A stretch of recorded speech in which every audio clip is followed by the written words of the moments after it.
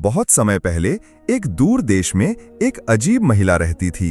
एक दिन वह उस देश के बादशाह के पास गई। किसी को नहीं पता था कि वह महिला जादूगरनी थी या जिन्नी। जब वह बादशाह के सामने पहुंची तो उसने कहा, हे बादशाह, मैं एक गरीब बूढ़ी औरत हूँ। मैं रेत पढ़कर और सितारों को देखकर अपनी आजीविका कमाती हूँ, लेकिन लोग मुझ पर धोखाधड़ी और जादू टोने का आरोप लगाते हैं, जिसकी वजह से वे मुझे मारते पीटते हैं और मुझे दुख देते हैं। मैं इन आरोपों से बेकसूर हूँ और अब मैं आपके पास शरण लेने आई हूँ ताकि आप एक कमजोर औरत पर दया करें। बादशाह गुस्सा हुए और बाजार में ये घोषणा करने के लिए एक दूत भेजा कि जो कोई भी उस बूढ़ी औरत को परेशान करेगा उसे कड़ी सजा दी जाएगी।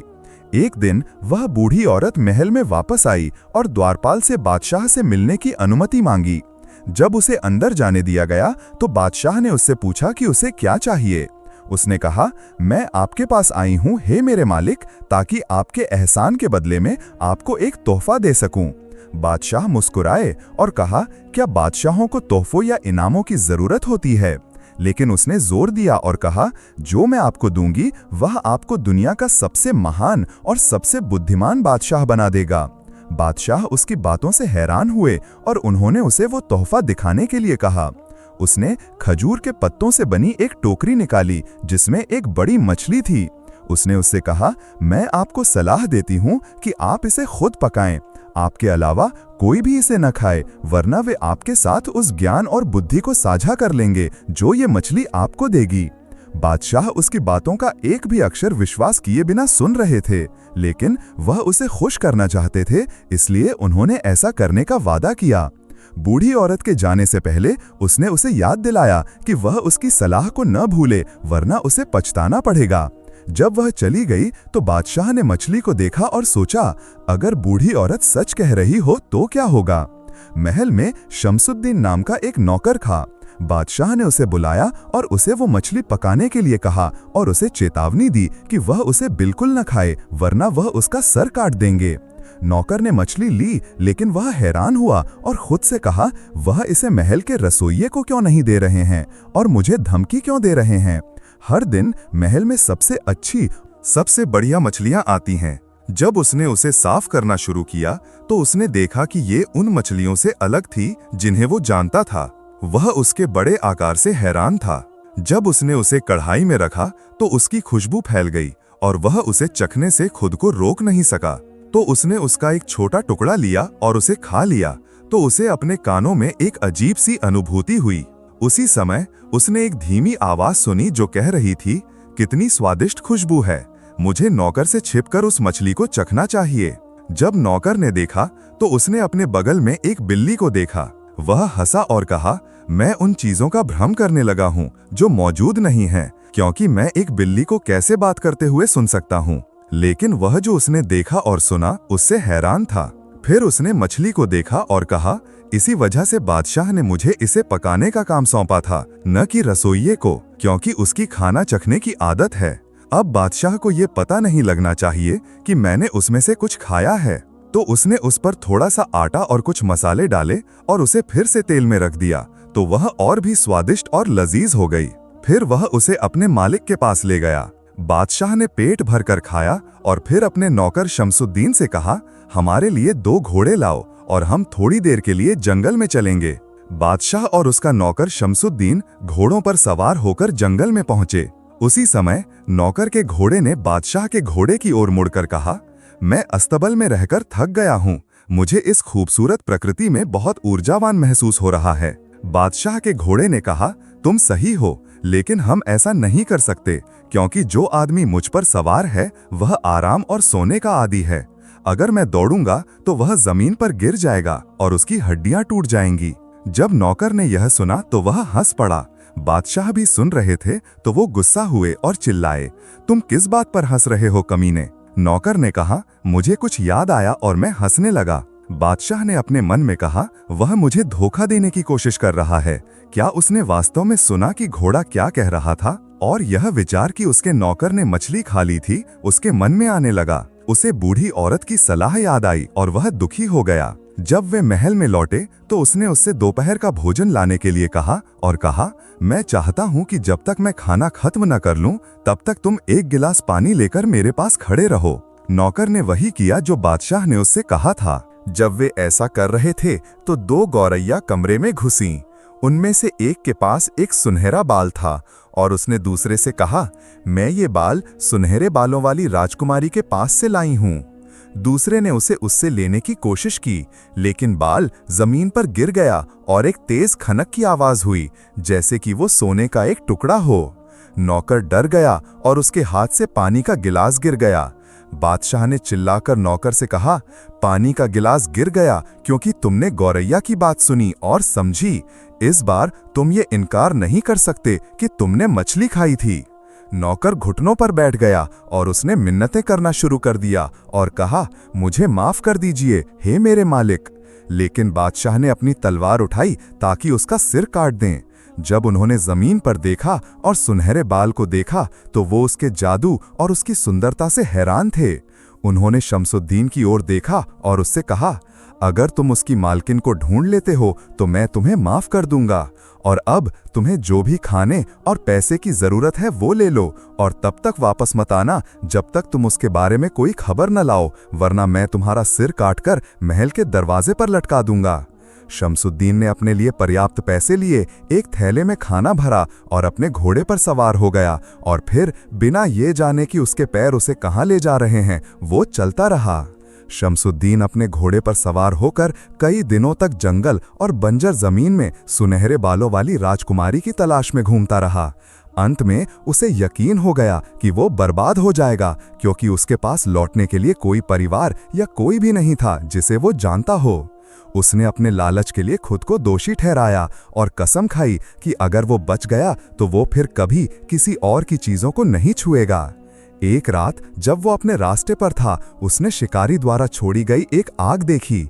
एक हवा चली और उसने उसकी एक चिंगारी को एक पेड़ पर फेंक दिया तो उसमें आग लग गई। उसने उसके नीचे से चिल्लाने और हर जगह दौड़ने की आवाजें सुनी। जब वो शोर का कारण जानने के लिए उसके पास पहुंचा तो उसने चींटियों की एक बस्ती को देखा जिसमें आग पहुंचने वाली थी और हर कोई छोटे छोटे बच्चों को बाहर निकालने की कोशिश कर रहा था। शमसुद्दीन अपने घोड़े से नीचे उतरा और उसने जलती हुई शाखाओं को हटा दिया और उन पर मिट्टी डाल दी ताकि आग बुझ जाए। तब चींटियां खुश हो गईं और उन्होंने जय जयकार करना शुरू कर दिया। फिर चींटियों की रानी उसके पास आई और कहा, आप हमारे लिए जो भलाई कर रहे हैं उसके लिए आपको कभी पछताना नहीं पड़ेगा। फिर वो अपने रास्ते पर चलता रहा और खुद पर हैरान होता रहा जब तक कि वो समुद्र तट पर नहीं पहुंचा। वहां उसने समुद्र तट पर एक नाव देखी जिसमें 3 शिकारी थे। उन्होंने उससे पूछा, आप इस दूर देश में क्या कर रहे हैं जबकि आप यहाँ के लिए अजनबी हैं? उसने उनसे कहा, मैं सुनहरे बालों वाली राजकुमारी की तलाश कर रहा हूँ। उन्होंने एक दूसरे की ओर देखा और उससे कहा, हमारे साथ नाव में आओ और हम तुम्हें उसकी जगह दिखा देंगे। वो उनके साथ नाव में सवार हो गया और जब वे तट से दूर गए तो उन्होंने उसके सिर पर मारा और उसके पैसे ले लिए और फिर उसे समुद्र में फेंक दिया। शमसुद्दीन डूबने लगा, लेकिन अचानक उसने एक लकड़ी का तख्ता देखा। उसने उसे पकड़ लिया जब तक कि वो फिर से तट पर वापस नहीं आ गया। वह तट पर बैठ गया और उसे विश्वास नहीं हो रहा था कि वह डूबने से बच गया है। फिर उसने गहरी सांस ली और खुद से कहा, मैं सुनहरे बालों वाली राजकुमारी को ढूंढने के लिए पहाड़ों और घाटियों को पार कर चुका हूं, लेकिन कोई फायदा नहीं हुआ। अब मैं क्या करूं? इसी बीच उसने ऊपर से आने वाली तेज आवाजें सुनी। जब उसने देखा तो उसने आसमान में 2 चीलों को देखा, जिनमें से एक ने दूसरे पर हमला किया और उसे जमीन पर गिरा दिया। जब शमसुद्दीन यह देखने के लिए उसके पास गया कि क्या हुआ, तो उसने देखा कि वह बुरी तरह से घायल था। चील ने उससे अपने पास की एक जगह पर जाकर कुछ पौधे तोड़ने के लिए कहा। शमसुद्दीन उस जगह पर तेजी से गया जहां चील ने उसे बताया था और उसे वहां अजीब पौधे मिले जो उसने पहले कभी नहीं देखे थे। उसने उनमें से कुछ तोड़े और जल्दी से वापस आ गया। चील ने उससे कहा, इनमें से एक पौधे को मेरे मुंह में निचोड़ दो। शमसुद्दीन ने वही किया जो चील ने उससे कहा था और कुछ ही देर में उसका घाव भर गया और वह अपने रब की आज्ञा से ठीक हो गया। शमसुद्दीन बहुत हैरान था और उसे विश्वास नहीं हो रहा था कि उसने क्या देखा। जब चील ठीक हो गया तो उसने शमसुद्दीन से उसकी हालत और इस दूर जगह पर उसके होने का कारण पूछा। शमसुद्दीन ने उसे अपनी पूरी कहानी सुनाई और बताया कि कैसे उसने सुनहरे बालों वाली राजकुमारी की तलाश में पहाड़ों और घाटियों को पार किया था। चील ध्यान से सुन रहा था और उसने उससे कहा, कितनी अजीब कहानी है, लेकिन चिंता मत करो, राजकुमारी समुद्र के पास नहीं है जैसा कि शिकारियों ने दावा किया था, बल्कि वह चांदी के पहाड़ में है जो यहाँ से 2 दिन की दूरी पर है। लेकिन वहां पहुंचना आसान नहीं है क्योंकि पहाड़ के चारों ओर एक जंगल है जिसमें विशाल कीड़े रहते हैं। शमसुद्दीन ने कहा, मुझे राजकुमारी को ढूंढना ही होगा। चील ने कहा, अगर ऐसा है तो सावधान रहो और मैं तुम्हारे ऊपर उड़ूंगा ताकि तुम्हें एक सुरक्षित रास्ता दिखा सकूं जब तक तुम वहां नहीं पहुंच जाते। शमसुद्दीन के जाने से पहले उसने बाकी पौधे ले लिए जो चील के ठीक होने का कारण थे, शायद उसे उनकी जरूरत पड़ जाए। फिर वो अपने रास्ते पर चलता रहा और चील उसके ऊपर उड़ रहा था और उसे दिशा दिखा रहा था जब तक कि वो सुरक्षित रूप से पहाड़ पर नहीं पहुंचा। यहाँ शमसुद्दीन ने चील को उसकी भलाई और मदद के लिए धन्यवाद दिया। फिर उसने उसे अलविदा कहा और अपने रास्ते पर चलता रहा जब तक कि वो पहाड़ के तल पर नहीं पहुंचा। उसने उसकी चोटी पर एक महान साम्राज्य पाया। जब उसने बादशाह के महल के बारे में पूछा तो लोगों ने उसे चांदी के दरवाजे वाली एक इमारत की ओर इशारा किया। शमसुद्दीन बादशाह के पास गया और उन्हें बताया कि वो अपने मालिक के लिए सुनहरे बालों वाली राजकुमारी से शादी का प्रस्ताव देना चाहता है और वो उसके लिए एक तोहफा लाया था, लेकिन वो चोरी हो गया था। बादशाह ने जवाब दिया, कोई बात नहीं, लेकिन वो इस बात से हैरान थे कि वो महल तक सुरक्षित पहुंच गया था और उन्होंने उसे बताया कि जो कोई भी उनकी बेटी को मांगने आया था उसे उनके साम्राज्य के चारों ओर रहने वाले विशाल कीड़ों ने खा लिया था। फिर उन्होंने एक शर्त रखी ताकि वो राजकुमारी को उसके साथ भेजने और उसके मालिक के लिए उसकी शादी के प्रस्ताव को स्वीकार करने के लिए सहमत हो जाएं। उन्होंने उससे कहा, तुम्हें जंगल में 100 पन्ने ढूंढने होंगे, फिर उनमें छेद करके राजकुमारी के लिए एक हार बनाना होगा और मैं तुम्हें 3 दिन दूंगा। शमसुद्दीन महल से बाहर निकला और दुनिया उसके लिए काली हो गई। उसने खुद से कहा, मैं ये कैसे कर सकता हूँ जबकि जंगल खतरनाक कीड़ों और बिच्छुओं से भरा हुआ है। फिर वो जंगल में चला और दाएं और बाएं देखने लगा जब तक कि सूरज डूब नहीं गया और उसे एक भी पन्ना नहीं मिला। जब वो निराश हो गया और वापस जाने वाला था तो उसने एक आवाज सुनी जो कह रही थी, क्या तुम वो युवक नहीं हो जिसने हमें आग से बचाया था? जब उसने आवाज के स्रोत की ओर देखा तो उसने चींटियों की रानी को उसकी शाही सवारी के साथ देखा। उसने उससे पूछा, तुम इस भयानक जगह में क्या कर रहे हो?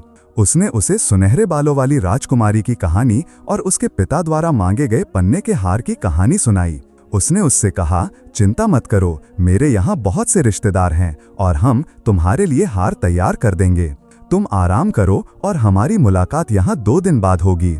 फिर चींटियों की रानी ने अपनी बहनों और रिश्तेदारों को इसके बारे में बताया तो अनगिनत चींटियां बाहर आईं और जब भी उन्हें एक पन्ना मिलता वे उसे उन काम करने वाली चींटियों को दे देती जो उनमें छेद करती थीं और तय समय पर हार तैयार था।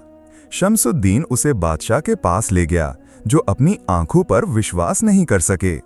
उन्होंने उससे कहा, मैं मानता हूं कि तुम एक अद्भुत व्यक्ति हो क्योंकि न तो इंसान और न ही जिन इस हार को बना सकते थे।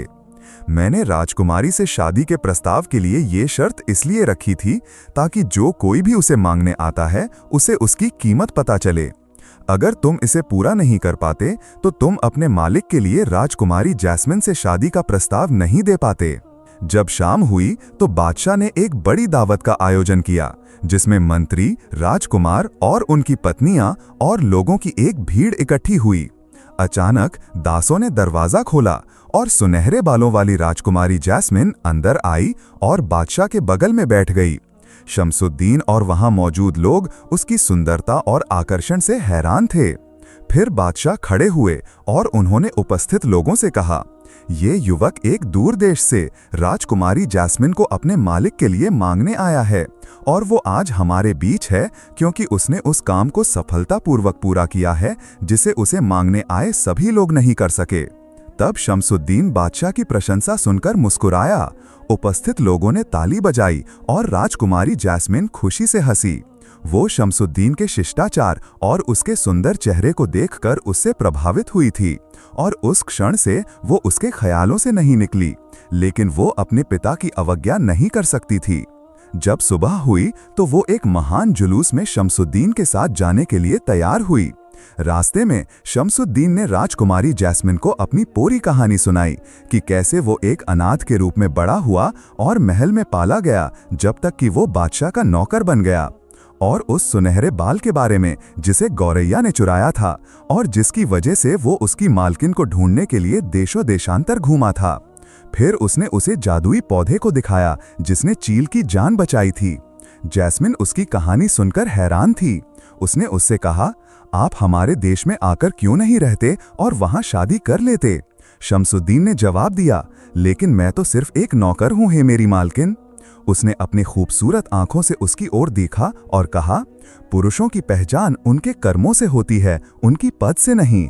जब जुलूस साम्राज्य के पास पहुंचा तो राजकुमारी ने कहा, हे शमसुद्दीन, जान लो कि मैं तुमसे अलावा किसी और से प्यार नहीं करूंगी, और भले ही मैं बादशाह से शादी करूं, मेरा दिल हमेशा तुम्हारे साथ रहेगा। जब वे महल पहुंचे तो बादशाह ने राजकुमारी का स्वागत किया और उसकी सुंदरता से प्रभावित होकर हैरान थे। राजकुमारी को खुद पर दया आई क्योंकि बादशाह का शरीर बहुत मोटा था और उन्हें सिर्फ खाने और पीने की परवाह थी। जब वह अपने कमरे में गई तो उसने खुद को बंद कर लिया और खाने और पीने से इनकार कर दिया।